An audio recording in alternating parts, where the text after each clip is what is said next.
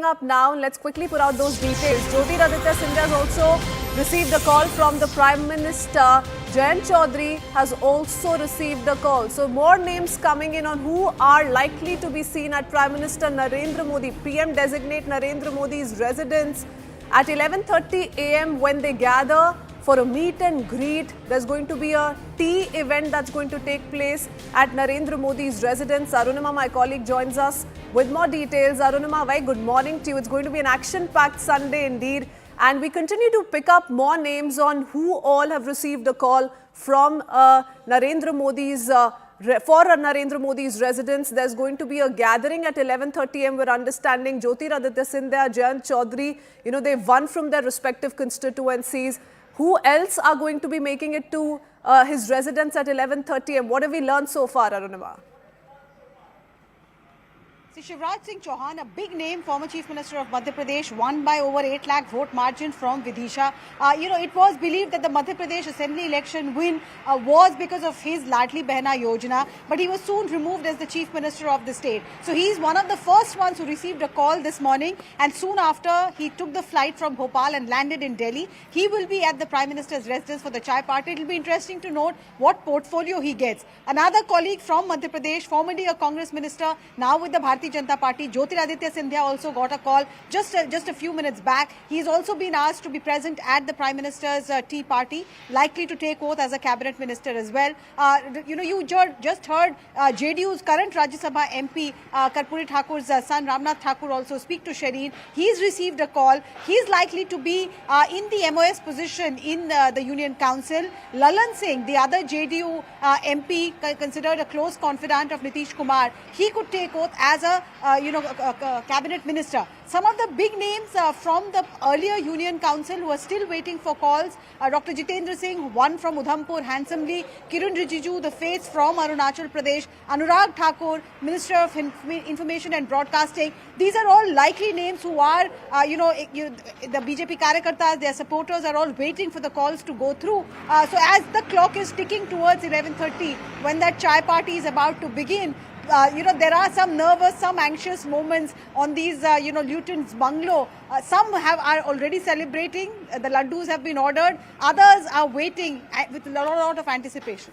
Okay, all right. So several big names of the Bharatiya Janata Party and several allies as well who've already received calls early this morning for the tea gathering, the event that's going to take place at PM-designate Narendra Modi's residence, and he'll be sworn in at 7:15 p.m. Now, who all are going to take oath alongside him is the big question, and all eyes on the several people who've received calls early this morning. We have Pallavi Ghosh with us. Aman also continues to stay on with us. Pallavi, if I can come to you next. It's going to be a very interesting day. Before that, quickly taking a word from Aman as well. The host of names we've managed to access so far include Ramnath Thakur. We've just spoken to him. There's Shivraj Singh Chauhan as well. A brilliant mandate that's been given to the firebrand leader, Aman. Apart from that, Arjun Ram Meghwal, Jyotiraditya Scindia, Jayant Chaudhary, Nitin Gadkari and Rajnath Singh are also expected to get a cabinet berth this time around. Those are some of the expected names. Like Arunima was highlighting, there are those who are yet to receive a call. All eyes are on whether or not and how soon will the likes of Anurag Thakur, Kiran Rijiju, etc. receive a call. What's the mood on the ground? What are you picking up from the BJP camp? And what are we to expect in the next few minutes? There's going to be a tea party at the PM-designate residence as well.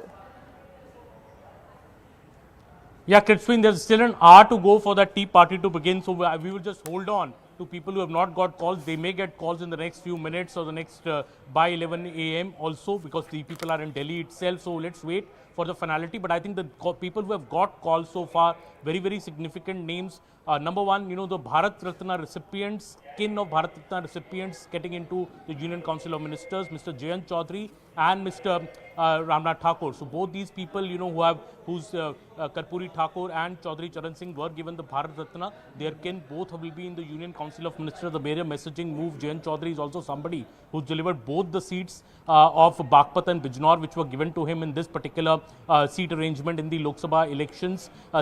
Similarly, I think Shivraj Chauhan is a big story. I believe he will be getting a good, big, important portfolio in the Union Council of Ministers, a multiple-time Chief Minister who delivered the state of Madhya Pradesh elections a record verdict with 165 seats in the recently December Madhya Pradesh elections. After that, he fought himself from Vidisha, won by over 8 lakh votes. Madhya Pradesh was a clean sweep. All seats were swept by the BJP, and now he's making that shift from the state politics, from being a multiple-time PM, CM to the center. I think his experience of administration, his experience of running the bureaucracy will be invaluable for the Narendra Modi government. I see him getting one of the top ministries, maybe. Also, Jyotiraditya Scindia, considered, who won from his Guna seat by a big margin as well, somebody who's revived the fortunes of the BJP in that entire Gwalior-Chambal region, was the civil aviation minister earlier, also expecting a big portfolio for Jyotiraditya Scindia. Of course, Mr. Rajnath Singh, Mr. Nitin Gadkari are the topmost faces in this government. In the CCS, Mr. Rajnath Singh has been the Home Minister earlier. He was the Defence Minister in the second term of the Modi government. It would be interesting to see what many people say he'll be continuing as the Defence Minister. Let's see what happens. We'll know by evening what the clarity on that will come. But I think big names coming also from the allies. I would say Lallan Singh from the JDU, full-time cabinet minister, to be expected to be full-time cabinet minister, another close confidant of the Chief Minister, Nitish Kumar. Also, I think the names which are coming from the JDU, I think very, very important. Both the names which have been given now from the JDU and have been confirmed by the JDU camp. In fact, K. Ram Mohan Naidu, the 3-time MP, a young face, coming into the cabinet. He'll be a full-time cabinet minister. Another important portfolio awaits him in the Modi cabinet. His counterpart, Mr. Chandrasekhar Pemasani, could be the MOS in the Modi cabinet as well. All these big names being done. Jayant Chaudhary, as I said, Chirag Paswan, HD Kumaraswamy, another big name who's got a call. HD Kumaraswamy is set to become a cabinet minister. He has only 2 MPs, but Karnataka is somewhere that the JDS-BJP alliance worked very well, and Prime Minister has a lot of regard for HD Devagowda. HD Kumaraswamy, I believe, will be a full-time cabinet minister. We're also waiting for other people to get calls. We know Jitendra Manjhi is meeting Mr. Amit Shah right now. So let's see if he's getting into the cabinet council of ministers or not. Okay, Aman, a quick question to you before I take in a word from Pallavi on what the opposition scenario is looking like this morning. But, we've been talking about the formula that the NDA may settle for, and sources have been indicating that it may be 1 cabinet berth for both TDP and JDU and 1 MOS berth. But the numbers, the names that we're learning are exceeding that. So can we expect more inductions from key allies like the JDU and the TDP as well?